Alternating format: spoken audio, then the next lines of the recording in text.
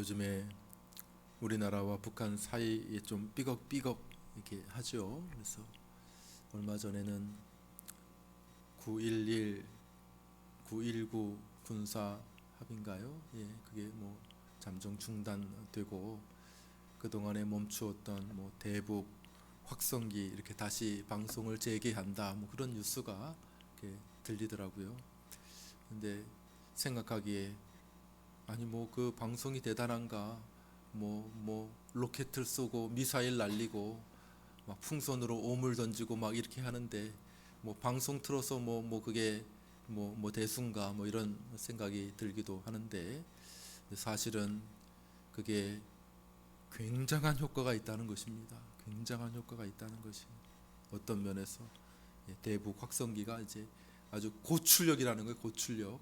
그래가지고 그 소리가 한 10에서 많게는 30km까지 이렇게 들린다는 거. 30km 떨어지면 30km가 어마어마한 거 아닙니까? 거리상으로 직선 거리로 30km가 떨어지면 그 들린다는데 그 휴전선 인근에 그 북한의 어린 군인들이 10년이 거의 복무하는 10년을 북한의 군인들은 10년 복무하는데 계속 남한의 방송을 듣는 것이 핵폭탄보다도 더 큰 위력이다 그렇게 이야기를 하더라고요. 내용이 계속 북한의 독재에 대해서 알리는 그런 이야기를 하고 남한이 얼마나 자유롭고 발전한 나라인지를 계속해서 이야기를 하고 또 젊은이들이니까 거기에 소녀시대 BTS 음악을 틀어준대요. 그러면은 그 군사 생활에 뭐 군대 생활에 뭐 낙이 있나요? 그런데 그거 다 부르고 있다 애들이. BTS 노래, 소녀시대 노래 부르면서 그 낙으로 삼고 있다는 것이죠.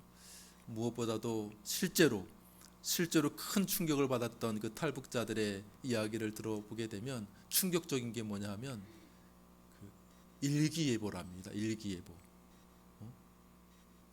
예, 한 서너 시간 후에 비가 올 거라는데 진짜 오는 거 진짜 너무 충격이라는 거예요. 그게 야 그래서 우리는 그런 기술이 없는데 어떻게 이런 기술이 있는가 하고 너무나도 깜짝 놀란다 하는 그런 이야기를 들었습니다. 오늘 요셉이 가지고 있었던 능력도 뭐냐면 앞일을 내다보는 능력이었어요. 앞일을 내다본다는 거 참 대단한 것 아닙니까? 앞일을 내다볼 수 있으면은 여러분들은 뭐 할 것 같으세요? 많은 사람들이 로또 산대 로또. 앞일 내다볼 수 있으면 로또. 앞일을 내다볼 수 있다는 능력은 대단한 것 아니겠습니까? 뭐 사소한 작은 일들부터 시작해서 큰 일까지 앞일을 내다볼 수 있다는 것은 대단한데 하나님께서 이 요셉에게 주셨던 능력이 뭐냐 하면 하나님의 그 큰 구원의 계획을 요셉에게 보여주시는 거예요. 앞일. 꿈의 해몽을 통하여서 앞일을 내다볼 수 있는 그런 능력을 요셉에게 허락해 주셨다는 것이죠. 이것이 처음에는 요셉을 참 곤욕스럽게 하였습니다. 꿈 얘기를 했더니 형들이 요셉을 미워하고 시기하고 막 이렇게 해서 요셉이 애굽의 노예로 팔리게 되는 그런 결정적인 일들이 여기 진행이 되었습니다. 그러나 이 일들을 통해서 요셉이 또 그것으로 끝나는 게 아니라 이렇게 애굽에서 애굽의 총리로 이렇게 부상하게 되는 결정적인 일들을 하지 않았습니까? 이 요셉이라는 인물이 우리 요셉 스데반이 이 요셉에 대해서 사람들에게 이야기를 합니다. 왜냐하면 이 요셉의 이러한 모습들이 우리 주님을 닮았기 때문에 그래. 우리 주님의 모습을 보여주기 때문에 그런 것이죠. 요셉이 하나님의 구원의 계획으로 인하여 큰 시련을 당하죠. 그죠? 하나님의 구원의 계획을 그가 깨닫고 그것에 순종하고 그 말씀을 다 마음에 붙들었을 때에 그로 인하여 그가 엄청난 시련을 당합니다. 그 아버지 요셉의 야곱의 사랑받는 아들 채색 옷 입고 다니다가 순식간에 노예로 팔려 뿐만 아니라 누명 뒤집어 써서 감옥에 갇혀 저 깊은 감옥에서 썩는 그런 엄청난 고통을 당하게 되죠. 그러나 요셉이 어떻게 됩니까? 이게 요셉이 이제 낮아져. 요셉이 바닥으로 떨어져 완전히. 그러나 어떻게 됩니까? 요셉이 이곳으로 말미암아 어떻게 됩니까? 다시 애굽의 총리 대신까지 올라가는 아주 입지전적인 인물이 되지 않습니까?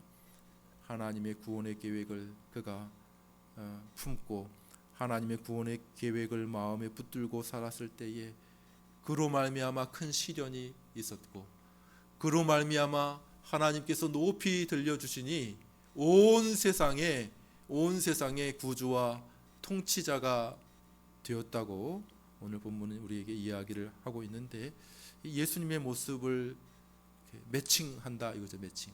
요셉을 통해서 우리 주님의 모습이 잘 보여진 우리가 지난주에 본 것이 뭡니까?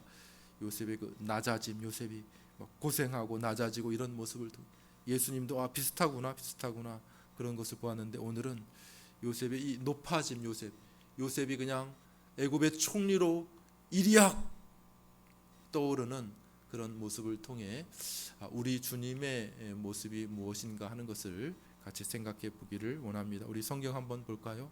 사도행전 7장 10절 먼저 오늘 본문이죠. 사도행전 7장 10절 여러분 한번 큰 소리를 읽어 주시겠습니까? 읽습니다. 시작. 그 모든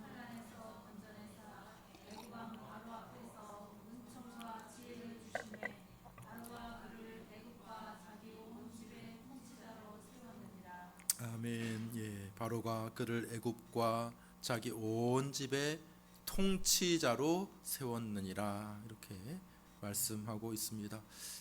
그 스토리를 간략하나마 성경을 많이 읽으신 분들은 잘 아시겠지만 그래도 스토리를 간략하게 정리를 해보면 이렇습니다. 애굽 왕 바로가 어느 날 꿈을 꾸지요. 꿈이 너무나도 참 독특하고 충격적인 꿈입니다. 보통 꿈들은 잘 기억은 나지 않는다 그러죠. 밤새 수많은 꿈을 꾸지만은 사실 기억나는 거는 별로 없대요. 그런데 아주 인상 깊은 것이 이제 기억에 남는 것이죠. 요새 바로가 꿈을 꾸었는데 너무나도 인상적이고 너무나도 큰 충격에 사로잡히게 됩니다. 어떤 꿈인데요. 7마리의 살이 통통하게 찐 그런 암소가 이렇게 풀을 뜯고 있었다는 것입니다. 그런데 그 뒤에 보니까 아주 삐쩍 마르고 그냥 아주 흉악한 암소가 나오더니만은 그 앞에 있는 그 암소 통통한 암소를 꿀꺽하고 잡아 먹었다는 거예요. 그런데도 여전히 삐쩍 말라 있는 그런 모습이 보였다는 것입니다. 야, 이게 뭔가. 그런데 너무 놀라서 꿈에서 깼어요. 그러다가 잠시 후에 다시 이렇게 잠이 들었는데 이번에는 7개의 이삭이 나옵니다. 통통한 꽉 차 있는 7개의 이삭이 있는데 그 뒤 이어서 삐쩍 마른 7개의 이삭이 나와서 역시 앞에 있는 통통한 이삭을 삼켜버렸다는 거예요. 그런데도 여전히 삐쩍 마르고 보기 흉측하다라는 거예요. 이야, 희한하다. 예, 성경에서 이제 꿈이 두 번 연속으로 비슷한 꿈이 나온 거는 하나님께서 앞으로 이루신다 그런 의미가 있습니다. 2번 연속 꿈을 꾸며 2번 연속 속히 이루어지리라 이런 꿈이 있는 것이죠. 야, 너무 큰 충격이에요. 그냥 평소 같으면은 그냥 아유 이거 개꿈인가 보구나 이렇게 생각하면서 지나가겠죠, 그죠? 근데 너무 인상적인 꿈이었을 때는 여러분들 어떻게 합니까? 너무 선명한 꿈이야. 그러면 그때 복권 사죠, 복권. 야, 이거 뭐 돼지꿈 아닌가? 이거 개꿈이 아니라 돼지꿈 아니야? 이렇게. 그런 것보다도 훨씬 더 몇 배는 강한 그런 꿈이 있다는 거예요, 그죠? 바로가 절대로 무시할 수 없는 그런 강력한 꿈을 꾸게 됩니다. 그래서 바로가 도대체 이 꿈이 무슨 꿈이냐? 분명히 뭔지는 모르겠지만은 하나님께서 앞으로 되어질 일들에 대해서 내게 보여준 것 같은데 도대체 이 꿈이 무슨 꿈인지 해몽해 보아라 이렇게 이야기를 합니다. 그래서 각 나라에 그냥 유명하다는 그 점술가들, 역술가들, 해몽가들을 다 불러서 이 꿈을 해석하라고 했는데 평소 같으면 어떻겠습니까? 그 사람들이 막 다양한 해석을 쏟아 놓을 텐데 하나님께서 주신 꿈이기 때문에 그들이 막 입이 꽉 막혔어. 입이 평소 같으면 그냥 썰을 막 풀더라도 막 풀 텐데 입이 꽉 막혀. 생각도 꽉 막히고 아무 말 못하는 거. 아무 말. 왕이 풀어내라고 이야기를 해도 도저히 말을 할 수가 없는 그런 상황이 계속 진행이 되다가 드디어 요셉을 떠올리게 됩니다. 누가요? 그 술 맡은 관원, 2년 전에 요셉과 함께 감옥에 갇혔었던 그 술 맡은 관원이 복직이 됐거든요. 술 맡은 관원이 드디어 실토를 합니다. 바로에게. 왕이여, 제가 옛날 왕에게 잘못한 일이 있어서 감옥에 갇힌 적이 있지 않았습니까? 그래, 그랬지. 그때 제가 그 감옥에서 히브리 소년을 한 명 보았는데 저도 그때 꿈을 꾸었거든요. 저뿐만 아니라 제 옆에 있는 떡 굽는 관원장도 꿈을 꾸었는데 그 친구가 참 대단하더라고요. 우리 꿈을 맞췄어요. 그의 얘기대로 저는 관직이 회복되어 이렇게 복권되고 그 떡 굽는 관원은 그의 말대로 목이 달리지 않았습니까? 그래 그가 그렇게 대단해? 그러면 그 친구를 부르라. 그래서 요셉이 바로 앞에 서게 됩니다. 바로가 자신의 꿈에 대해 얘기하니까 다른 사람은 아무도 입도 뻥끗하지 못하고 하나도 해석할 수 없었는데 요셉이 술술 그 꿈을 해몽합니다. 바로여, 이것은 하나님께서 앞으로 되어질 일들에 대해서 왕에게 보여주신 것입니다. 이렇게 말하면서 그것은 뭐냐 하면 앞으로 그 살이 통통한 암소, 살이 통통한 그 이삭, 그것은 앞으로 큰 풍년이 있게 된다는 의미입니다. 그리고 그 뒤에 이어지는 그 삐쩍 마른 암소와 알곡은 똑같은 꿈인데 그 뒤에 7년 동안 아주 흉악한 기근이 들게 될 텐데 앞에 풍년을 잊을 만큼 다 삼켜버리잖아요. 삼키는데도 삐쩍 마르잖아요. 앞에 그 7년의 풍년이 잊혀질 만큼 훨씬 더 강력한 기근이 임하게 된다는 의미입니다. 그러니 왕이요, 이 7년 동안의 풍년을 잘 활용해서 앞으로 그 뒤에 오게 될 흉년을 잘 대비하셔야 됩니다. 이렇게 딱 얘기를 한 거예요. 그러니까 바로가 이야, 아무도 이것을 풀지 못했는데 하나님이 너에게 그러한 지혜와 지식을 주셨구나. 그러니까 이것을 대비할 사람도 너밖에는 없다. 이렇게 바로가 인정을 하고 요셉을 그냥 일약 애굽의 총리 대신으로 모든 것을 관장하는 그런 사람으로 삼았다라고 말씀하고 있는 것이죠. 자, 이런 모습이 바로 우리 주님과 닮았다는 것입니다. 우리 한번 성경을 읽어볼까요? 창세기 41장 41절에서 43절입니다.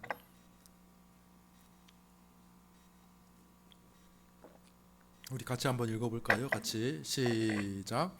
바로가 또 요셉에게 이르되 애굽 온 땅의 총리가 되게 하고 자기의 인장 반지를 빼어 요셉의 손에 끼우고 그에게 세마포 옷을 입히고 금사수를 목에 걸고 자기에게 있는 버금 수레에 그를 태우매 무리가 그 앞에서 소리 지르기를 엎드리라 하더라.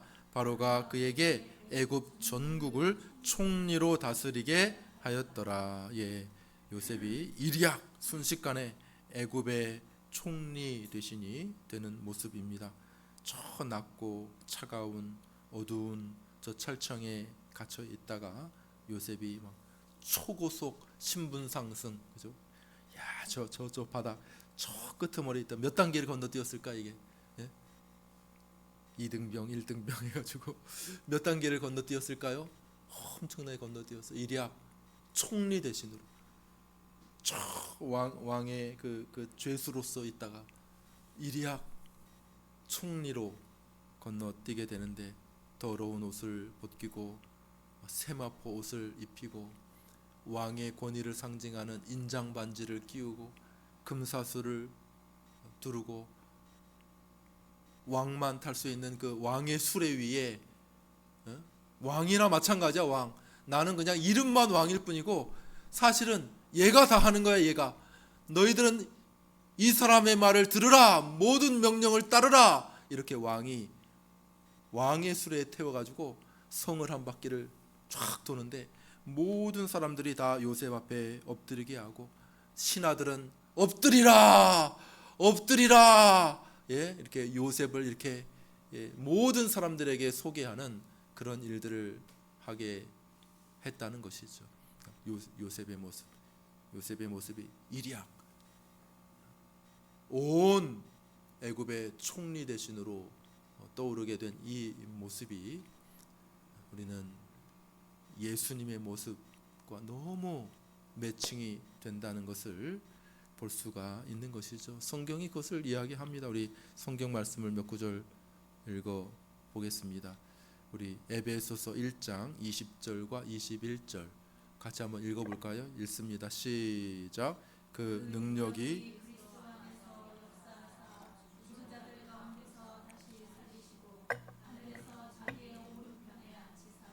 모든 정사와 권세와 능력과 주관하는 자와 이 세상뿐 아니라 오는 세상에 일컫는 모든 이름 위에 뛰어나게 하시고, 이 예수님에 대한 말씀이라는 거예요. 한 구절만 더 보겠습니다. 빌립보서 2장 9절부터 11절 말씀을 한번 볼까요? 빌립보서 2장 읽습니다. 시작. 이러므로 하나님이 그를 지극히 높여 모든 이름 위에 뛰어난 이름을 주사 하늘에 있는 자들과 땅 아래에 있는 자들로 모든 무릎을 예수의 이름에 꿇게 하시고 모든 입으로 예수 그리스도를 주라 시인하여 하나님 아버지께 영광을 돌리게 하셨느니라. 야, 너무 똑같지 않습니까? 요셉을 괜히 소개하는 게 아닙니다. 스데반이 요셉에 대해서 괜히 이야기를 하는 게 아닙니다. 요셉 모습을 통해서 여러분, 우리 구주 예수 그리스도를 믿으십시오, 이렇게 소개하고 있는 것이죠. 요셉처럼 우리 주 예수님도 낮아지시고 낮아지셨습니다. 아버지의 사랑받는 그 하늘의 영광을 가지신 분이 이 땅에 가난한 목수의 아들로 태어나시고 또 이 땅에서 모진 고난과 고통을 당하시고 우리를 대신하여 죄인이 되셔서 죄의 형벌을 당하시고 죽기까지 낮아지신 예수 그리스도, 그러나 하나님께서 그를 그냥 그렇게 버려두시지 아니하시고 다시 무덤에서 일으키시고 그를 하늘로 높이 드셔서 하나님 보좌 우편에 앉게 하셨을 뿐만 아니라 이 보좌 우편에 앉게 했다는 건 뭐냐면 모든 권위를 내가 내 아들에게 준다는 그런 의미가 되는 것이죠. 바로가 요셉에게 했던 것처럼 나는 자리로만 내가 왕이고 너보다 높지 사실은 모든 것을 너에게 다 위임하노라. 이 어려운 문제, 이 세상을 구원하는 문제, 이 세상을 다스리는 문제 네가 다 알아서 해라. 사람들아, 다 요셉 말 들어야 된다. 요셉 말, 요셉 명령 들어야 된다. 이렇게 바로가 이야기한 것처럼 하나님께서 그 아들 구원을 위하여 그를 택하시고 그 구원을 이루신 그 아들을 하나님 보좌 우편에 이렇게 앉히셨다는 것은 바로 그 아들에게 모든 것을 위임하셨다는 거예요. 위임. 바로가 요셉을 이렇게 높이 들었던 것처럼 그 아들을 이렇게 높이 드셔서 모든 사람이 바로 이 예수님 이야기 듣고 구원받게 하시겠다, 그런 의미가 되는 것입니다. 예수님도 그렇게 말씀하셨습니다. 우리 마태복음 28장 18절부터 좀 읽어보도록 하겠습니다. 18절. 18절부터 20절까지 말씀인데 제가 생략을 중간에 했습니다. 여러분들 한번 읽어주시겠습니까? 시작. 하늘과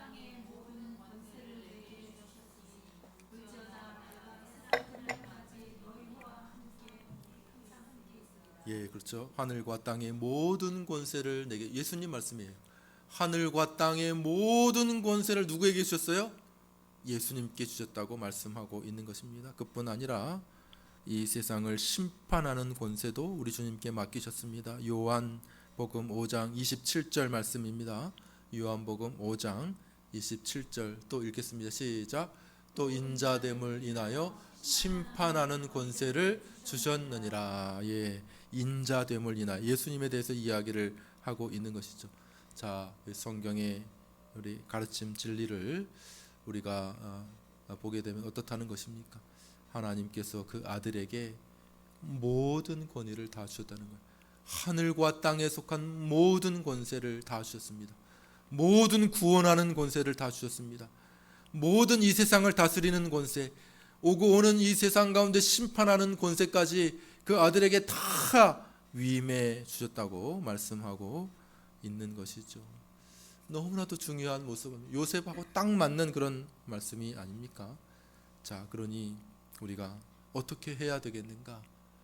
모든 권세가 우리 예수님께 있다면 우리는 어떻게 해야 할 것인가 하는 것을 마지막으로 생각해 보겠습니다. 자, 기근이 듭니다. 기근이 이제 7년 풍년이 끝나고 이제 기근이 듭니다. 옛날에야 뭐 보관할 그 장소가 여유롭지 않았겠죠. 또 뭐 그런 시설들도 얼마 없었으리라 생각이 듭니다. 그러나 애굽은 그 보관 장소를 미리 다 준비하고 매년 그 풍년 속에서 세금을 걷었죠. 예, 수입의 얼마를, 수확량의 얼마를, 그래서 보관을 차곡차곡.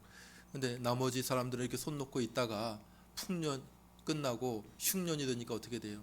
있던 거 뭐 먹는 것도 순간이죠. 뭐 1년을 견디겠습니까? 2년을 견디겠습니까? 너무나 극심한 기근이 시작이 됩니다. 그러니까 사람들이 어떻게 합니까? 사람들이 양식이 있다는 애굽으로 몰려들기 시작합니다. 요셉 앞으로 몰려들기 시작합니다. 야야야, 여보시오, 저 애굽 땅에는 곡식이 있대. 곡식이 많이 있다는구만. 그래? 그럼 우리 돈 가져가서 우리 산물 좀 가져가서 우리 물건 좀 가져가서, 그래, 거기 가서 그 애굽의 그 총리에게 우리 좀 곡식 좀 나눠 주시오 합시다 해서 온 세계 사람들, 애굽뿐만 아니라 애굽은 당연하고 애굽 백성들도 당연하고 주변에 있는 모든 이웃 나라의 사람들까지 다 애굽으로 나오고 애굽 총리인 요셉에게 나와 양식을 구하게 된다라고 하는 것이죠. 형들도 마찬가지입니다. 요셉의 형들도 요셉에게 나와 양식을 받게 되는 것이죠. 자, 이 모습을 우리가 잘 생각해 보아야 합니다. 양식을 구하기 위해 그 요셉에게 나오는 그 모든 사람들, 이 모습을 통해서 이렇게 메타포라고 하죠. 비유. 예수님께서, 우리 하나님께서 우리 예수님을 어떻게 소개하려고 하시는가 하는 것을 우리가 주목해서 생각해 봐요. 우리 어떻게 하라는 거예요? 그래서 우리 어떻게 하라는 것입니까? 이렇게 우리가 묻는다면 어떻게 하라는 것입니까? 예수님 앞으로 나와야 한다는 사실입니다. 무슨 말? 그 전에 무슨 말입니까? 그 전에 이 세상은 어떻다는 것입니까? 이 세상은 7년 기근과 같다 하는 것을 우리가 염두에 두어야 한다는 것이죠. 예, 애굽 당시에 7년의 기근은 어마어마한 그런 충격을 온 세상에 던져 주었을 것입니다. 그러니까 모든 사람들이 다 던지잖아요. 기구들이며 몸이며 땅이며 밭이며 다 던지면서 그냥 먹을 것만 주십시오. 먹을 것만. 네. 우리는 그냥 왕의 소장농이 되겠습니다. 먹을 것만 좀 주십시오. 이렇게 기근이 계속되자 사람들이 견딜 수 없어서 요셉에게 나오자. 왜냐하면 거기밖에는 양식이 없어요. 거기밖에는 1년 2년 지나니까 거기밖에는 양식이 없어. 요셉이 없으면 양식을 구할 수 없는 것 아니겠습니까? 예. 그런 것과 마찬가지라는 것이죠. 여러분, 우리의 삶, 이 땅의 삶이라고 하는 것은 7년 기근이라고 하는 사실입니다. 이 사실을 깨닫는 것이 너무나도 중요해요. 7년 기근인지 알지 못하면 어느 누구도 예수님 앞에 나오지 않을 것입니다. 아이고 뭐 기근은 무슨 기근이야. 이 정도면 잘 살지. 이 정도면 됐지. 이 정도면 풍년 아니야? 이 정도면 먹고 살만 하지 뭐. 이렇게 생각한다면 절대로 예수님 앞에 나올 사람이 없을 것입니다. 근데 하나님께서 택하시고 하나님께서 사랑하시는 자들에게는 이 사실을 알려주세요. 아, 기근이구나. 여러 통로를 통해서 아, 이거 기근 맞구나. 이렇게 살 수 없는 것이구나.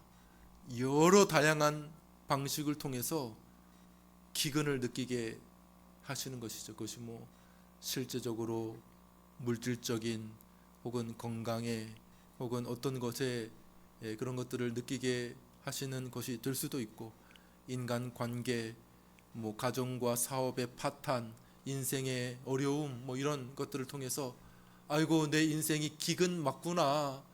아이고 내 인생이 그렇게 잘 나가는 풍년이 아니고 기근 맞구나. 아이고 나 혼자 살 수 없는 기근 맞구나. 이런 것을 느끼게 하실 수도 있고, 아니면 하나님의 말씀으로 성령을 통하여서 그 마음 가운데 나는 죄인이구나. 나는 심판받아야 할 죄인이지. 이렇게 하나님께서 성령을 통해 그들에게 역사하시든지 어떤 방식을 통해서든지 다양한 방식을 통해서 하나님께서 이 세상, 우리가 살아가는 이 세상은 7년 기근이구나, 이 끔찍한 기근이구나 하는 것을 사람들이 알게 하신다는 것입니다. 그게 무슨 말입니까? 그래서 어떻게 하라고요? 나오라. 예수님께 양식이 있다.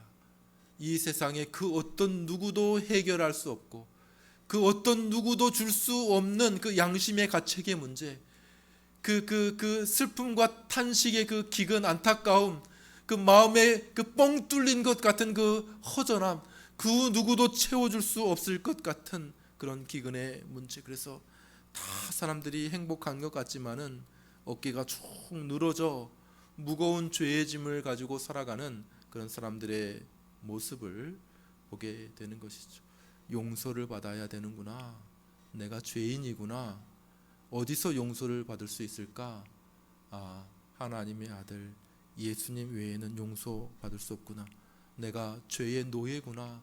내가 죄를 피해 보려고 애를 쓰지만은, 그러나 내가 그렇게 할 수 없는 것은 내가 죄에 묶여 있어서 그런 것이구나. 왜 자꾸 내가 이렇게 이런 생각이 들지? 내가 왜 자꾸 이런 행동을 하지? 아, 죄의 노예이기 때문에 그런 것이구나. 자유가 필요하구나. 어디서 자유를 얻을 수 있을까? 예수님밖에는 없구나. 그런 생각을 가지게 하신다는 것이죠. 자, 이것을 아는 것이 너무나도 중요한 것이 이것을. 그럴 때 어떻게 해야 된다고요? 예수님 앞으로 나아가야 한다는 것이죠. 사람들이 요셉에게 나옵니다. 요셉에게 양식을 구하게 됩니다. 어디에도 없어요. 어디에도. 7년의 대기근이라고 얘기했잖아요. 그 꿈이 삐쩍 마르고 흉악한 암소와 그 이삭이라고 이야기하지 않았습니까? 7년의 풍년도 순식간에 잊혀지게 만드는 아주 흉악한 기근이라고 말하지 않았습니까? 우리의 인생이, 이 땅의 삶이 아주 흉악한 그런 기근임을 알게 될 때에 우리의 소망이 어디 있는가? 우리의 양식이 어디에 있는가? 우리의 용서와 우리의 소망이 어디에 있는가? 성경은 우리 구주 예수 그리스도에게만 있다고 말씀하고 계시는 것입니다. 왜냐하면 하나님께서 그것을 그에게 주셨기 때문에 그런 거예요. 제가 앞에서 우리가 살펴봤죠. 모든 종사와 권세와 세상 주관하는 모든 것들을 우리 하나님께서 그 아들에게 주셨다는 거예요. 이 세상을 다스리는 모든 권한을 그 아들에게 주셨다는 것입니다.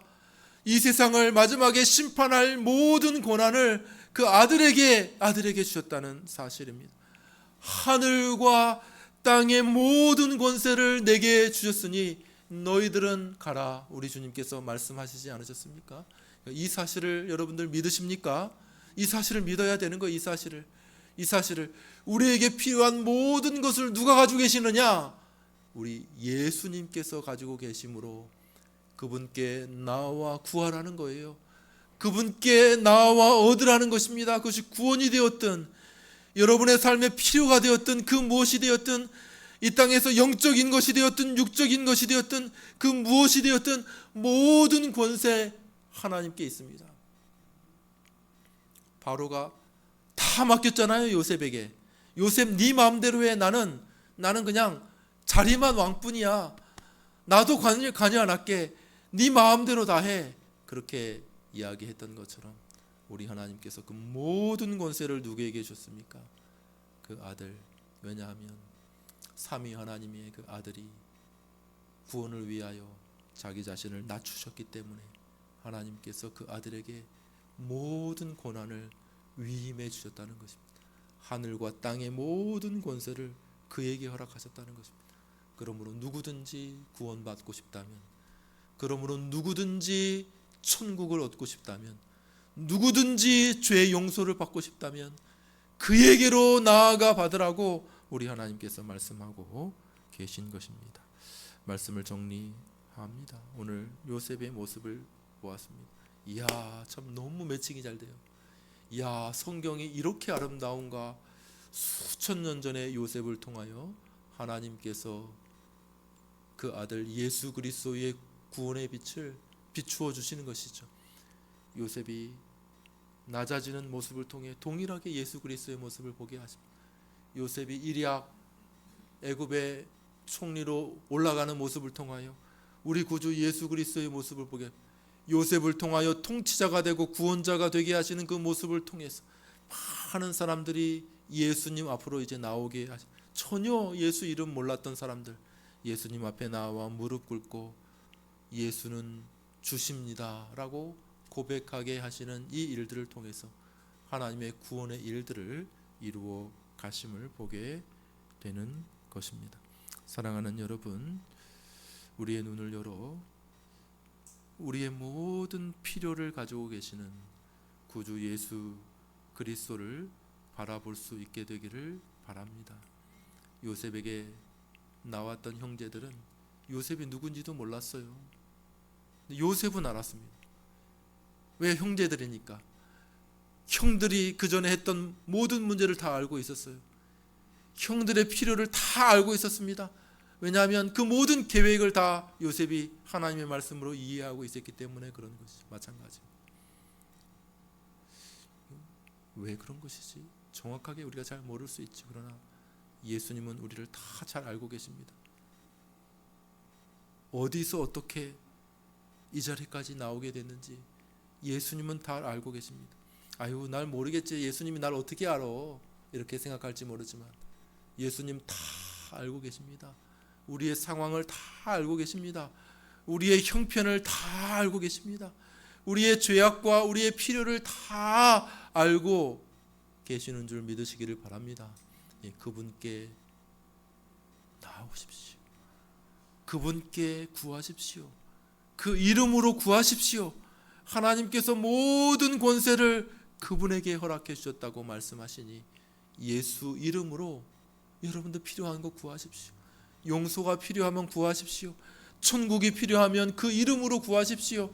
여러분의 삶에 필요한 것이 무엇이든지 간에 그 이름으로 한번 구해 보십시오. 왜냐하면 그분께 다 있다고 얘기하니까 하늘이든지 땅이든지 필요한 것이 무엇이든지 모든 권세를 그분께 다 위임했다고 하나님께서 말씀하시니 여러분 그분을 믿는다면 그 이름으로, 그 이름 붙들고 그 이름으로 하나님 앞에 아뢰시는 여러분들 되시기를 주님의 이름으로 축원합니다. 예, 기도하겠습니다. 우리 한번 합심하여 함께 기도하겠습니다. 우리의 찬송합시다. 찬송.